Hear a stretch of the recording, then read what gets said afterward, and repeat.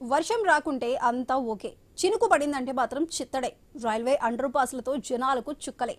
పాలమూరు వ్యాప్తంగా 15 railway under పాస్లున్నాయి. వర్షాకాలంలో స్థానికులు ఆ ప్రాంతాల నుంచి బయటకు రాలేకపోతున్నారు. కనీసం అంబులెన్స్ వెళ్లే పరిస్థితి కూడా లేదని స్థానికులు బోరుమంటున్నారు. సమస్య పరిష్కారం కోసం కాలనీ వాసులు ధర్నాకు దిగుతున్నారు. మరింత సమాచారం మా ప్రతినిధి వెంకటేష్ అందిస్తారు. ఉమ్మడి పాలమూరు జిల్లా వ్యాప్తంగా వర్షాకాలం వచ్చిందంటేనే పలు కాలనీవాసులు నీట మునుగుతున్నాయి. ముఖ్యంగా అండర్ పాస్ రైల్వే బ్రిడ్జ్లు ఎక్కడైతే ఉన్నాయో అక్కడ కాలనీవాసులకైతే చాలా ఇబ్బందులు పడుతున్నారు. ఏళ్లకేళ్లుగా ఇక్కడే నివాసం ఉంటున్నారు. వారు ఏ రవాణాకు వెళ్ళినా కూడా ఇలాంటి పరిస్థితులు కనిపిస్తున్నాయి. ముఖ్యంగా ఏదైనా అనారోగ్యాల పాలైతే ఆసుపత్రులకు వెళ్ళాలంటే రాత్రి సమయంలో వెళ్ళాలంటే చాలా ఇబ్బందులకు గురవుతున్నారు. ముఖ్యంగా ప్రాణాపాయ స్థితిలోకి టౌన్లోకి వెళ్ళాలన్నా చాలా పరిస్థితులు వాళ్ళకి అనుకూలించలేడు. మనం విజువల్లో ప్రత్యక్షంగా చూస్తున్నాం.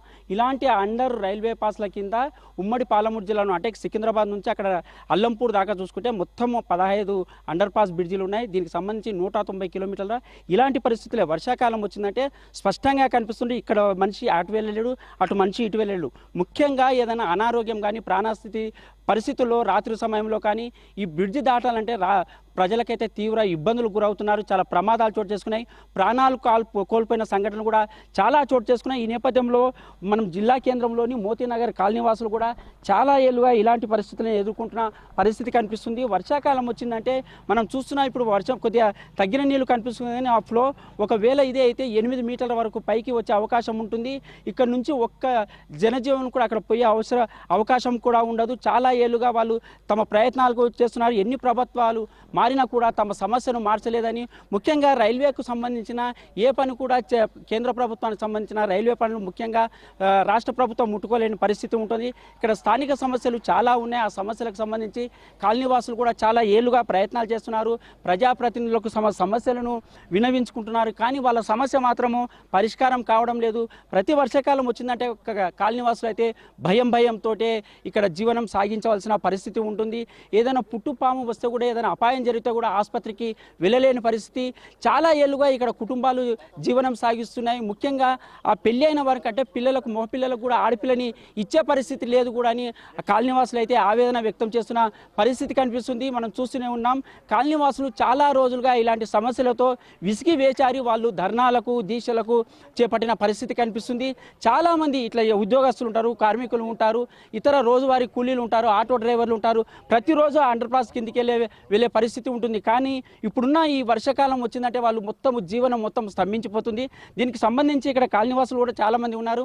వారిని అడిగి తెలుసుకునే ప్రయత్నం కూడా చేద్దాము. వాళ్ళ పరిష్కారం ఎందుకు ప్రభుత్వ ప్రజాప్రతినిధులు ఎందుకు పరిష్కారం చేయలేకపోతున్నారు, వాళ్ళ పరిష్కారము దీర్ఘకాలికంగా ఉందా లేక తాత్కాలికంగానే ఉందా, వాళ్ళకి ఎలాంటి ఉపశమనం కలిగించే ప్రయత్నాలు ప్రభుత్వాలు ఎందుకు చేపడతలేని దానిపైన స్పష్టంగా అడిగే తెలుసుకునే ప్రయత్నం చేద్దాం. చెప్పండి, ఎందుకు చేస్తున్నారు ఈ ధర్నా? మీరు ఈ ధర్నా చేయడానికి బలమైన కారణం సార్. అదేంటంటే మీడియా మిత్రుల ద్వారా కన్నా కనీసం ప్రభుత్వాలన్నా అర్థం చేసుకుంటుందో మా ద్వారాగా మీకు విన్నవించుకుంటున్నాం. విషయమేనగా మోతీనగర్ మామనగర్ టౌన్లో 30 సంవత్సరాల నుంచి ఈ అండర్ బ్రిడ్జి ప్రాబ్లం ఒకటి, వాటర్ సమస్యలు, ఈ దారి సమస్యలు, రోడ్డు సమస్యలు చాలా ఉన్నాయి. ఇక్కడ దగ్గర కొయ్యనగరు మోతీనగర్ అంతా ప్రజలంతా ఇక్కడ ఈ రూట్ పంటే పోవాలండి. దొడ్డంపల్లి కానీ కొయ్యనగర్ పోవాలన్నా తిమ్మసాంపల్లి పోవాలన్నా ఇదే రూటు అండర్ బ్రిడ్జ్ నుంచి పోవాలి.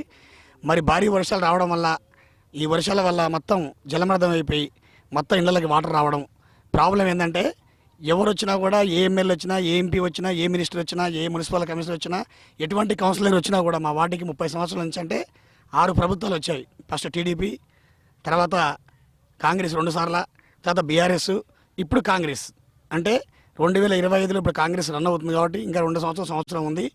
ఎన్నోసార్లు అండర్ బ్రిడ్జి కాడ చూపించడం జరిగింది. మినిస్టర్ని, మాజీ మినిస్టర్ని, మంత్రుల్ని, అప్పుడున్న ఎమ్మెల్యేలని, గత ప్రభుత్వంలో ఉన్న మంత్రుల్ని, మినిస్టర్ని, ఇప్పుడున్న ప్రభుత్వంలో ఉన్న మరి మా మంత్రులు, కొంతమంది ఎమ్మెల్యేలు, కొంతమంది ఎంపీ మేడం గారు ఉన్నారు ఇక్కడ. మీకు అసలు ఏం పరిష్కారం కావాలి, ఏంది రూట్ చెప్పండి ప్రభుత్వాల సంగతి. అంటే విషయం ఏంటంటే ఇక్కడ శాశ్వతమైన ఈ వాటర్ రాకుండా పరిష్కారం చేయాలి సార్. ఎందుకంటే ముఖ్యంగా ఇక్కడ వాటర్ వల్ల అంబులెన్స్ రావడానికి, మరి చిన్నపిల్లలు స్కూల్కి కాలేజీకి పోవడానికి చాలా ఇబ్బందులు వస్తున్నాయి.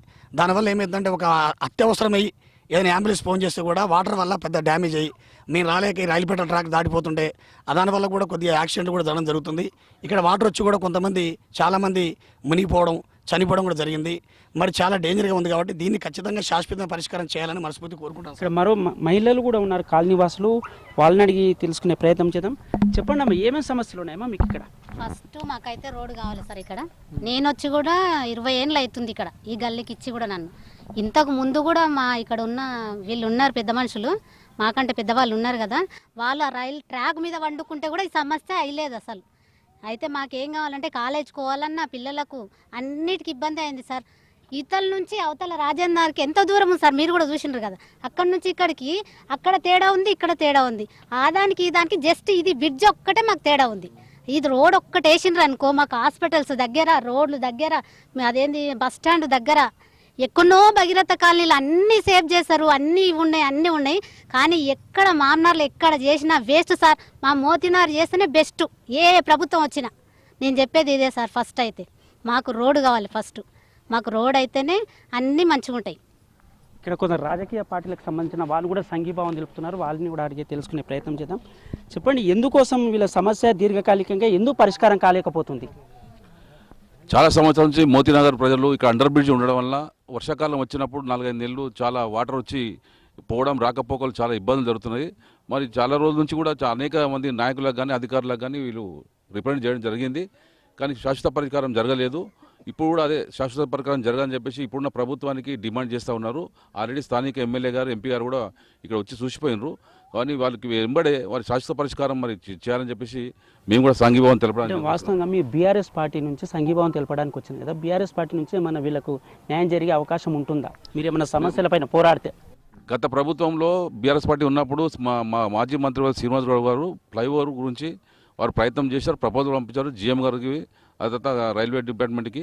కానీ అది ప్రపోజల్ ఉన్నది కానీ కాలేదు. తర్వాత నెక్స్ట్ మరి కాంగ్రెస్ గవర్నమెంట్ వచ్చింది. మరి ఎంపీ ప్రజెంట్ ఉన్నటువంటి ఎంపీ గారు కూడా వచ్చి చూసిపోయారు. కాబట్టి వారు మరి శాశ్వత పరిష్కారం చేయాలని చెప్పి మేము బీఆర్ఎస్ పార్టీ నుండి మేము డిమాండ్ చేస్తున్నాం. ఇది మరికొంతమంది కాలనీవాసులు కూడా ఇక్కడ ఉన్నారు, వారిని కూడా అడిగి తెలుసుకునే ప్రయత్నం చేద్దాం. చెప్పండి పెద్ద మనిషి, ఏమేమి సమస్యలు ఉన్నాయి మీకు? మాకు సమస్య అస్సలు నీళ్ళ ప్రాబ్లం ఉంది. ఓవర్ బ్రిడ్జ్ కావాలి, ముఖ్యమైనది ఓవర్ బ్రిడ్జ్. పిల్లలు పెద్ద మనుషులు అంతా పోవడం రావడం చాలా కష్టం ఉంది. ఏ పార్టీ వచ్చినా మాకు పరిష్కారం కాలేదు. ఇప్పుడు మాకు పరిష్కారం కావాలి. ఇప్పుడు ఎలక్షన్లు వచ్చినందుకు మేమందరం ఉమ్మడి కుటుంబం లాగా బైక్ కట్ చేసి పారేస్తాం. అందుకే కట్ చేయకుండా ఎలక్షన్ లోపలనే మాకు ఓవర్ బ్రిడ్జ్ తయారు కావాలి. కాకుండా 80% ఎలక్షన్ మాత్రం కానీయం. ఇది అంటే ప్రతి ఒక్క కాలనీవాసులను ఇదే ఆవేదన ఉంది. ఇక్కడ ఓబ్రిడ్జ్ అంటే మేము ఎంత ఒక 2 కిలోమీటర్లు పోవడానికి 2 నిమిషాలు పట్టే సమయం కూడా లేదు. కానీ ఈ కేవలము అండర్ పాస్ బ్రిడ్జి ఒక సమస్యగా మారింది. ఏదైనా ప్రమాదం జరిగితే ఒక అంబులెన్స్ కూడా వచ్చే పరిస్థితి కనిపించలేదు. బాలింతలు ఉంటే మరీ కష్టము. కొన్ని ప్రమాదాలు, కొన్ని మృత్యు సంఘటనలు కూడా చోటు చేసుకున్న నేపథ్యంలో ఎన్ని ప్రభుత్వాలు మారినా తమ జీవ గీతలు మాత్రం మారలేదు, తమ రాతలు మారతలేదు. ఎన్నో ఏళ్ళుగా ఇక్కడనే నివాసం ఉంటున్నాను. తమకు కేవలం ఈ కాలనీవాసులు ఒక శాపంగా మారింది. తమకు పిల్లల్ని, తమ కుటుంబ సభ్యులకు పిల్లల్ని తెచ్చుకునే అంటే పెళ్లిళ్లకు పిల్లల్ని తెచ్చుకునే పరిస్థితి కూడా కనిపించడం లేదని వారు ఆవేదన అయితే వ్యక్తం చేస్తున్నారు.